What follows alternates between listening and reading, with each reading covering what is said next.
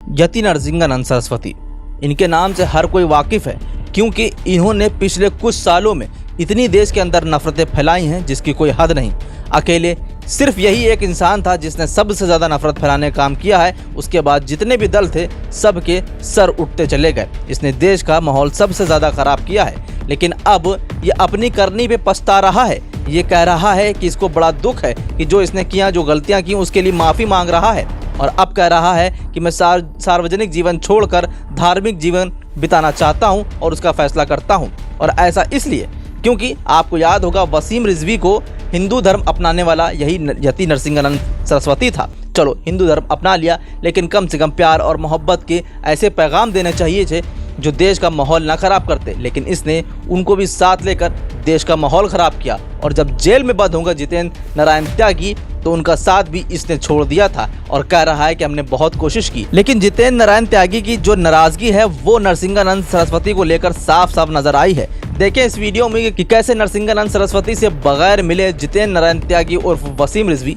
Jail से रिहा होकर चले गए। देखें इस वीडियो में क्या कुछ कह रहा है यति नरसिंहानंद सरस्वती। देवादी देव भगवान महादेव शिव और जगत जननी मां जगदम्बा के चरणों में नमन करते हुए मैं यति नरसिंहानंद, मेरे साथ स्वामी अमृतानंद जी, यति कृष्णानंद जी, राम त्यागी जी हमारे स्वामी जी हैं और सब लोग हम लोग श्री जितेंद्र नारायण सिंह त्यागी जी को जेल में लेने के लिए आए थे, लेकिन उनकी रिहाई हो गई है और वो हमें हमारे मिलने से पहले ही चले गए हैं।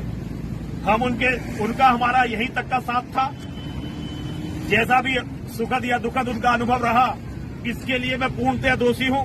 मेरी कमजोरी के कारण उन्हें 4 महीने से ज्यादा कारावास में रहना पड़ा। उनकी कोई गलती नहीं थी, उन्होंने केवल सच बोला। लेकिन मैं नरसिंहानंद सरस्वती इसके लिए अपने आप को जिम्मेदार मानता हूं। केवल मेरी कमजोरी के कारण उन्हें जेल में भुगतनी पड़ी। मैं उनसे क्षमा प्रार्थी हूं।